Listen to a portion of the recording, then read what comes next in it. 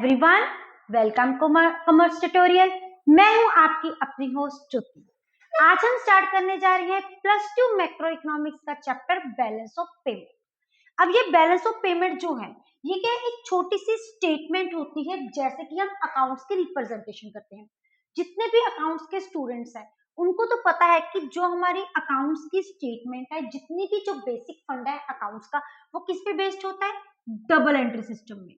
Double entry system में हर transaction के दो इफेक्ट होते हैं और इनमें जितने भी हम अकाउंट्स बनाते हैं वो किस फॉर्म में बनाते हैं? टी फॉर्म में बनाते हैं। स्टेटमेंट ऐसी होती है, इसकी टू साइड्स होती है। लेफ्ट साइड को हम क्या बोलते हैं? Debit side. और क्रेडिट साइड को हम क्या बोलते हैं? राइट साइड को हम क्या बोलते हैं? Credit side. जितने जितनी भी हमारी इनकम्स है वो किस साइड पे शो की जाती है? क्रेडिट साइड पे। इनकम इन अदर वर्ड्स हम क्या बोलते हैं? इनफ्लोज। इनफ्लोज का मतलब होता है पैसे का आना, चाहे वो परचेज सेल्स हो, चाहे रेंट रिसीव्ड हो, बस हमारे पास क्या होना चाहिए? पैसा आना चाहिए। दूसरी तरफ हमारे पास होती है डेबिट साइड। डेबिट साइड पे हम सारी की सारी क्या शो करते हैं? आउटफ्लोज शो करते हैं। आउटफ्लोज में हमारी क्या जाती है? पेमेंट।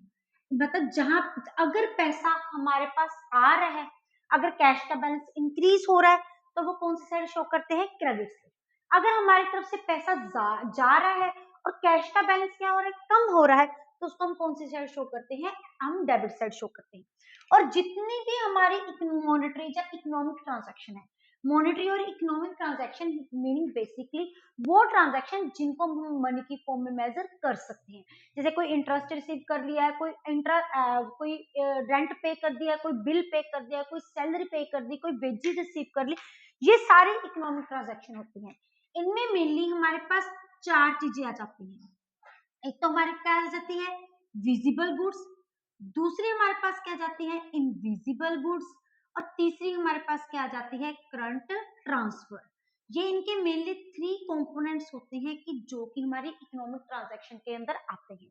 अभी हम इनका मीनिंग देखते हैं। Of a country with the rest of world. हम कंट्री मतलब हमारी कंट्री क्या होगी? इंडिया। और क्या होगा? With the rest of the world.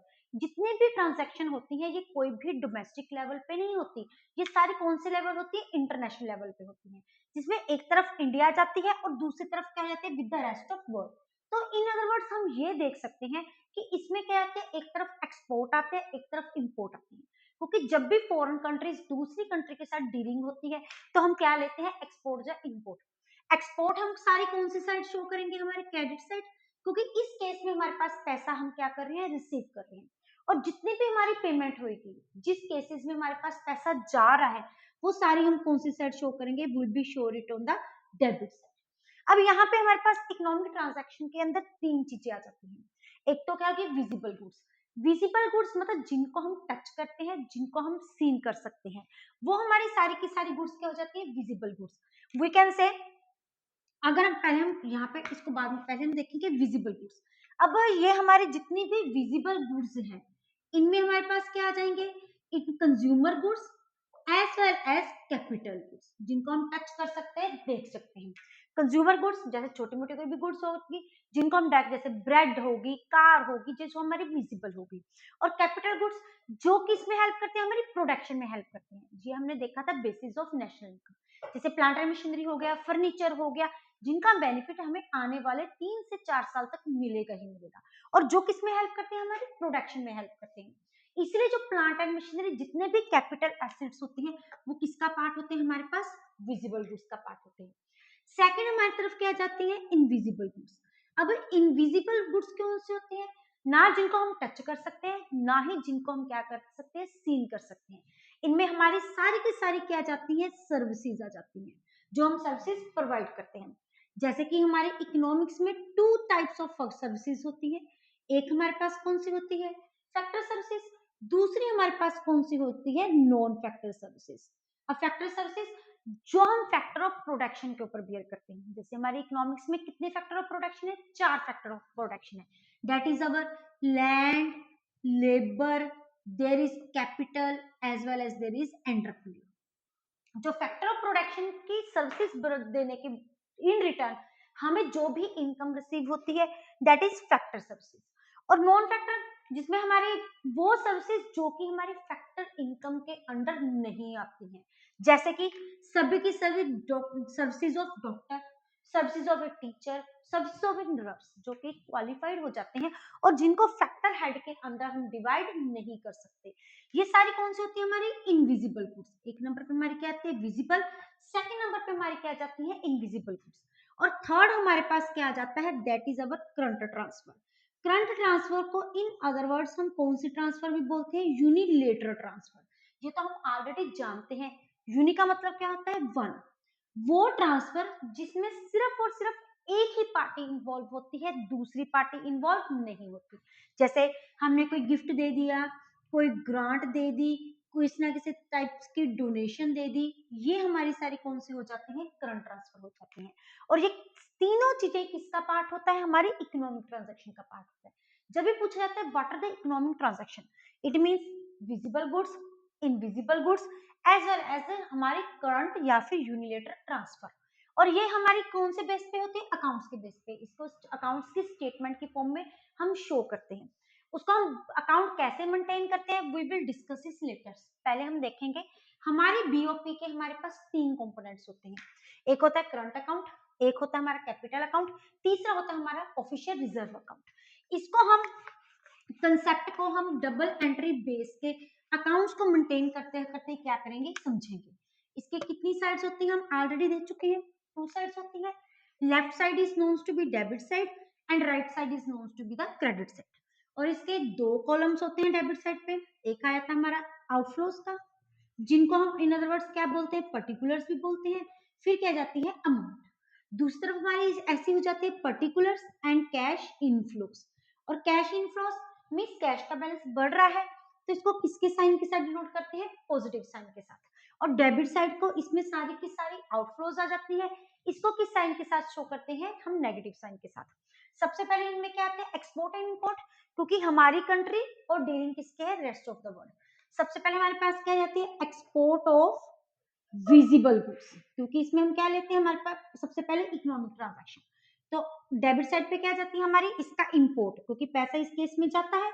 जितने भी विजिबल गुड्स की एक्सपोर्ट होंगी वो क्रेडिट साइड, जहां पे पैसा आ रहा है वो क्रेडिट साइड, और जहां पे पैसा जा रहा है वो कौन सी आ जाती है हमारी debit side, that is import of visible goods. उसके बाद क्या जाता है हमने देखा था एक economic transaction visible goods, second number पे हमारी क्या जाती है इनविजिबल गुड्स, हमारी एक्सपोर्ट ऑफ इनविजिबल गुड्स। ये हमारी फर्दर टू टाइप्स की होती है, एक फैक्टर सर्विसेज, एक क्या हो जाती है हमारी नॉन फैक्टर सर्विसेज। और डेबिट साइड पे हमारी क्या जाती है इंपोर्ट ऑफ इनविजिबल गुड्स। और थर्ड पार्ट हमारा क्या था unilateral transfer, current transfer received, बाहर से हम रेंट रिसीव कर रहे हैं, बाहर से हम गिफ्ट रिसीव कर रहे हैं, हम डोनेशन रिसीव करते हैं, स्कॉलरशिप रिसीव कर रहे हैं कि हमारे पास पैसा आ रहा है। तो यहाँ क्या लिखेंगे करंट ट्रांसफर हम क्या कर रहे हैं received, received from rest of world. और इसमें हम क्या कर रहे हैं करंट ट्रांसफर हम क्या कर रहे हैं पे कर रहे हैं। पे मतलब इसमें क्या आ गया गिफ्ट पेड, डोनेशन पेड, दूसरी कंट्रीज को हम वो सेंड कर रहे हैं। ये तीन जो कंपोनेंट्स होते हैं ये कौन से अकाउंट के अंदर आते हैं हमारे इकोनॉमिक्स के फर्स्ट कंपोनेंट जो कि हमारा होता है करंट अकाउंट। करंट अकाउंट के तीन कंपोनेंट्स होते हैं visible goods, invisible goods, then comes current transfer. यहाँ पे हमारा जो फर्स्ट पार्ट है वो क्या हो जाता है कंप्लीट हो जाता है। अब इनकी क्या करते हैं हम बैलेंसिंग करते हैं, क्योंकि हम इसमें क्या कर रहे हैं बैलेंस के बारे में पढ़ रहे हैं। बैलेंस ऑफ पेमेंट मतलब नेट बैलेंस, इसमें इवेंचुअली हम एक्सपोर्ट और इंपोर्ट की बात करने के बजाय इनके ट्रेड की बात करते हैं, इनके बैलेंस की बात करते हैं, that is export minus import. तो इट मींस करंट अकाउंट का जो हमारा बैलेंस है ये किसके इक्वल होता है एक्सपोर्ट ऑफ इकोनॉमिक ट्रांजैक्शन, क्योंकि ये तीन टाइप की जो गुड्स है ये किसके अंडर आती है हमारी इकोनॉमिक ट्रांजैक्शन के अंदर आती है, minus import of economic transaction. और यही जो इकोनॉमिक ट्रांजैक्शन होती है ये किसका पार्ट होते हैं हमारा करंट अकाउंट का पार्ट होता है। अब यहाँ पे एक और बात आती है, यहाँ पे जो हमारी विजिबल गुड्स है उसका भी हम बैलेंस निकाल सकते हैं। जहां पे भी बैलेंस की बात आएगी तो उसका मतलब क्या होएगा एक्सपोर्ट एंड माइनस इंपोर्ट। यहाँ पे अलग अलग चीजों की बात नहीं कर रहे, हम क्या बात कर रहे हैं इनमें that it belongs to be export minus import. तो यहाँ पे किसकी बात हो रही है export of visible goods and import of visible goods. It means visible goods के बैलेंस को हम क्या बोलते हैं? Balance of trade. ट्रेड का मतलब कि क्या होता है? Visible goods. और जो हमारी विजिबल गुड्स होती हैं इनको हम मर्केंडाइज गुड्स भी बोलते हैं। कई बार क्वेश्चन में क्या पूछा जाता है? What are the merchandise goods? तो कंफ्यूज मत होना, merchandise goods is also known as the visible goods. और अगर हम एक ही चीज का बैलेंस कर रहे हैं that is export minus import of visible goods, तो इसमें किसकी बात की जा रही है? बैलेंस ऑफ ट्रेड की बात की जा रही है। लेकिन अगर हम करंट अकाउंट की बात कर रहे हैं तो इसमें क्या आती है? Visible goods, invisible goods and capital transfer. यहाँ पे हमारा फर्स्ट पार्ट क्या हो जाता है? First component balance of payment का कंप्लीट हो जाता है और उसका next part that is our capital account, जो कि हमारा बैलेंस ऑफ पेमेंट का सेकंड कंपोनेंट है, वो स्टार्ट हो जाता है।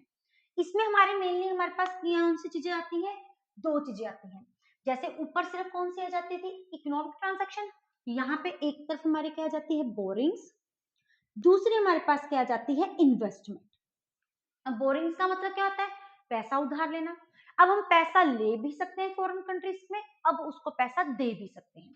अगर हम बोरिंग्स लेंगे from the rest of world, चाहे यूएस हो जाए, चाहे चाइना हो, चाहे रशिया हो जाए, तो हम क्या कर रहे हैं? पैसे को रिसीव कर रहे हैं। तो कैश का क्या हो रहा है? इनफ्लो। तो इट मींस जो हमारी बोरिंग्स होंगी, बोरिंग्स फ्रॉम अदर कंट्रीज, ये हमारी कौन सी साइड आ जाएगा? इट बिलोंग्स टू बी हमारी क्रेडिट साइड। लेकिन अगर हम बोरिंग्स दे रहे हैं that is borrowings to other countries, तो इट मींस हमारी तरफ से पैसा कहां पे जा रहा है? बाहर जा रहा है। तो उसको हम कौन सी साइड शो करेंगे? Debit side. ये इसमें से तकरीबन 1-2 मार्क्स का क्वेश्चन तो यही आता है कि कौन सी ट्रांजैक्शन हम डेबिट साइड शो करते हैं, कौन सी ट्रांजैक्शन हम क्रेडिट साइड से शो करते हैं।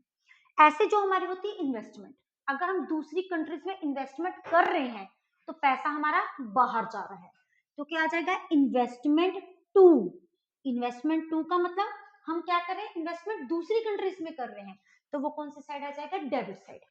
अगर हम दूसरी कंट्रीज से इन्वेस्टमेंट करवा रहे हैं, इन्वेस्टमेंट फ्रॉम मींस दूसरी कंट्रीज हमारी कंट्री में इन्वेस्टमेंट कर रहे हैं, तो वो क्या आ जाएगा? Investment from other countries. वो क्या है? इस केस में हम पैसा रिसीव कर रहे हैं। अब ये फर्दर जो बोरिंग्स होती है, ये फर्दर क्या हो जाती है? टू टाइप्स की होती है। एक होती है हमारे पास कमर्शियल बोरिंग्स, एक हमारे पास क्या होती है? एक्सेप्शंस को borings, exceptional borings. Commercial means वो बोरिंग्स जो इंटरनेशनल मार्केट में हो रही है और फ्री फ्लो हो रही है। कौन से फ्री फ्लो? हमारी डिमांड एंड सप्लाई की वजह से। तो इस केस में जो हमारा रेट ऑफ इंटरेस्ट होता है वो क्या होता है? हाई होता है। नेचुरल डिमांड एंड सप्लाई पे डिपेंड है। और जो हमारी एक्सेप्शनल होती है वो बोरिंग्स जिसमें हमें कंसेशनल रेट ऑफ इंटरेस्ट मिल जाता है। Concessional rate of interest means market rate से कम rate of interest. Market rate of the interest कौन सा होता है? जो हमारे डिमांड फोर्सेस पे, मार्केट फोर्सेस पे डिपेंड करता है, that is demand and supply. तो वो कौन सा होता है? Commercial borings.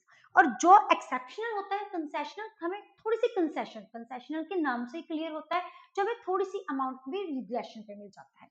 उसके बाद होती है हमारी इन्वेस्टमेंट। इन्वेस्टमेंट में हमारी टू टाइप्स की होती है, FII, FDI। ये हम ऑलरेडी पहले कर भी चुके हैं। FII means foreign institutional investment, इनको हम पोर्टफोलियो इन्वेस्टमेंट भी बोलते हैं। क्या करते हैं?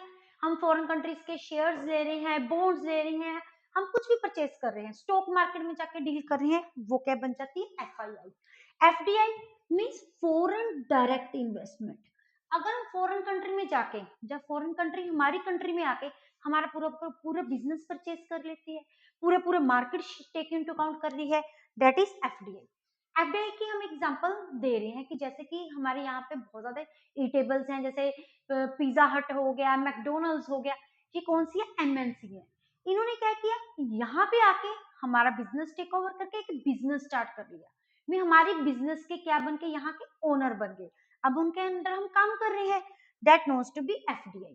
अगर कोई भी फॉरेन कंट्रीज यहाँ पे आके अंबानी के शेयर्स खरीद लेती है, बॉन्ड्स खरीद लेती है, स्टॉक खरीद लेती है, वो क्या हो गया? FII means foreign institution investment. FDI बनने से वो हमारे बिजनेस को डायरेक्ट हैंड ओवर कर लेते हैं, लेकिन इस केस में वो हमारे बिजनेस को डायरेक्ट हैंड ओवर नहीं करते। ऐसे ही करंट अकाउंट की अगर हम बैलेंस की बात करते हैं तो यहाँ पे अलग अलग इनके बोरिंग्स लैंडिंग्स की बात नहीं करेंगे, we will take in account इनके जो बोरिंग्स और इन्वेस्टमेंट फ्रॉम -2। इसके बाद हमारा जो नेक्स्ट पार्ट आ जाता है वो क्या हो जाता है, हमारा official reserves, official reserve from RBI. हमारा जो बैलेंस ऑफ पेमेंट का मेन थीम क्या है कि हमारी इकोनॉमी में बैलेंस रहना चाहिए, ना ही यहाँ पे एक्सपोर्ट होना चाहिए, बहुत ज्यादा सरप्लस होना चाहिए, ना ही बहुत ज्यादा डेफिसिट की कंडीशन होनी चाहिए। अब सरप्लस का मतलब तो हम ऑलरेडी जानते हैं, surplus when export is more than the import. अब deficit when import are more than the export, वो कंडीशंस होती है। ना ही सरप्लस की कंडीशन होनी चाहिए, ना ही डेफिसिट की कंडीशन होनी चाहिए। अगर तो हमारी इकोनॉमी बैलेंस की कंडीशन में है तो कोई जरूरत नहीं। लेकिन ये जो बैलेंस की कंडीशन है, ये कौन सी कंडीशन होती है, एक आइडल की कंडीशन। अब हमारी इकोनॉमी में सरप्लस भी हो सकता है और डेफिसिट भी हो सकता है, तो ये जो ऑफिशियल रिजर्व होते हैं ये इन दोनों कंडीशंस को रेक्टिफाई करने के लिए आते हैं। अब वो रेक्टिफाई कैसे करते हैं, अगर हमारी इकोनॉमी में क्या है, सरप्लस की कंडीशन है, तो इट मींस हमारी इकोनॉमी में कौन सा बैलेंस चल रहा है, पॉजिटिव बैलेंस। ये हमारी जो क्रेडिट साइड है वो डेबिट साइड से क्या है, ज्यादा है, तो हमें तो मेंटेन करना है। तो हम एज द रिजल्ट जो एक्स्ट्रा सरप्लस है वो किस में चले जाएंगे, ऑफिशियल रिजर्व में, जिसके कारण ऑफिशियल रिजर्व का बैलेंस क्या हो जाएगा, इंक्रीज हो जाएगा। लेकिन यहाँ पे हमारा जो सिस्टम है वो किसके साथ शो करेंगे, माइनस के साथ, क्योंकि यहाँ से हम सरप्लस में से पैसा निकाल के किसका बैलेंस इंक्रीज कर रहे हैं, ऑफिशियल रिजर्व का। ऑन द अदर हैंड अगर हमारी इकोनॉमी में डेफिसिट की कंडीशन है, मींस हमारी इकोनॉमी में पैसा और चाहिए, तो हमारी ऑफिशियल रिजर्व का बैलेंस क्या हो जाएगा, डिक्रीज हो जाएगा, क्योंकि यहाँ से पैसा हमें निकाल के कहाँ पे करना पड़ेगा, जाके इंक्रीज करना पड़ेगा अंडर द डेफिसिट की कंडीशन को रेटिफाई करने के लिए। तो it means we can say ये ऑफिशियल रिजर्व कुछ एक्स्ट्रा पार्ट नहीं है, ये कौन सा पार्ट है, हमारी इकोनॉमी में स्टेबिलिटी लाने के लिए किया जाता है। अब हमारा कोई भी है, कोई भी नेगेटिव में हो सकता है, बैलेंस ऑफ ट्रेड भी नेगेटिव की कंडीशन में हो सकता है, करंट अकाउंट भी हो सकता है, कैपिटल अकाउंट भी हो सकता है, और कोई पॉजिटिव में भी हो सकता है। ये है मेन कंपोनेंट्स, और ये कैसा वर्क करता है ये उसका क्या है, एक बेसिक थीम है। अगर आप इनका स्क्रीनशॉट लेना चाहते हैं तो ले सकते हैं। इसके बाद दो तीन चीजें और माइंड में रखने वाली हैं, वो कौन सी माइंड में रखने वाली है, अगर हमारा सीए मींस करंट अकाउंट, अगर हमारा करंट अकाउंट में कौन सी सिचुएशन है, सरप्लस की है, सरप्लस की कंडीशन मतलब हो गया करंट अकाउंट, जितनी भी इकोनॉमिक ट्रांजैक्शन है अगर उनका इंपोर्ट ज्यादा है तो उसको किसके साथ डिनोट करते हैं हम, कैपिटल अकाउंट के किसके साथ, डेफिसिट के साथ। ये बेसिक एक थीम है, कई बार इनके बारे में 1 मार्क्स के क्वेश्चन पूछ लेते हैं। अगर इकोनॉमी में हमारे करंट अकाउंट की क्या है, अगर उसकी डेफिसिट की कंडीशन है तो उसको किसके साथ रेटिफाई किया जाता है, कैपिटल अकाउंट के सरप्लस अकाउंट के साथ इसको मेंशन किया जाता है। ये था बेसिक कंपोनेंट्स का। और इस चैप्टर का एक लास्ट टॉपिक जो कई बार पेपर में पूछ लेते हैं, what is the difference between autonomous items and accommodating items, इनमें क्या फर्क होता है, इसका एक छोटा सा डिफरेंस आ जाता है जब 1-2 मार्क्स के क्वेश्चन मीनिंग में आ जाता है। सबसे पहले हम इसका क्या देखेंगे, मीनिंग, वो ट्रांजैक्शन जो प्रॉफिट को इंक्रीज करने के लिए की जाती है वो कौन सी होती है, ऑटोनोमस आइटम्स, और जो प्रॉफिट को इंक्रीज करने के लिए नहीं होती, जिनका हमारी इकोनॉमी के प्रॉफिटेबिलिटी के साथ कोई भी रिलेशनशिप नहीं होता, वो क्या होते हैं, अकोमोडेटिंग आइटम्स। वो और नेचर, इनमें क्या होता है, गुड्स एंड सर्विसेज क्या होती है, जहाँ उनका एक्सपोर्ट होता है, जहाँ उनका क्या होता है, इंपोर्ट होता है। और अकोमोडेटिंग में ना ही कोई गुड्स का सर्विसेज का फिजिकल ट्रांसफर होता है एक कंट्री में, मतलब ना ही कोई एक्सपोर्ट होता है ना ही कोई इंपोर्ट होता है। थर्ड पॉइंट, जो अगर इनका बेनिफिट, जो हमारी ऑटोनोमस इन्वेस्टमेंट है ये क्या होती है, ये हमारी प्रॉफिटेबिलिटी पे इफेक्ट करती है। मींस इसमें एक कौन सा अकाउंट आ जाता है, करंट अकाउंट, दूसरा इसका कौन सा अकाउंट आ जाता है, कैपिटल अकाउंट, क्योंकि यही दो आइटम्स है जिनके कारण जो हमारा बैलेंस ऑफ पेमेंट है वो क्या होता है, इम्बैलेंस होता है। इम्बैलेंस या सरप्लस की कंडीशन या फिर डेफिसिट की कंडीशन। लेकिन वो सारी आइटम्स जो कि हमारी ऑफिशियल रिजर्व को डिनोट करती है वो किसके अंदर आ जाती है, अकोमोडेटिंग के, क्योंकि वो यहाँ पे जो balance of payment imbalance create किया जाता है उसको ये क्या करता है, रेक्टिफाई करता है। नेक्स्ट कम अल्टरनेटिव नेम, और जो हमारी ऑटोनोमस इन्वेस्टमेंट है इसको क्या बोले जाते हैं, अबव द लाइंस, दूसरा नाम इसका होता है अबव द लाइंस, क्योंकि ये इंडिपेंडेंट होती है, किसी के ऊपर डिपेंड नहीं करती। इन्हीं के कारण बैलेंस ऑफ पेमेंट इम्बैलेंस होता है। और इसको क्या बोलते हैं? Below the line. Below the line क्यों बोलते हैं?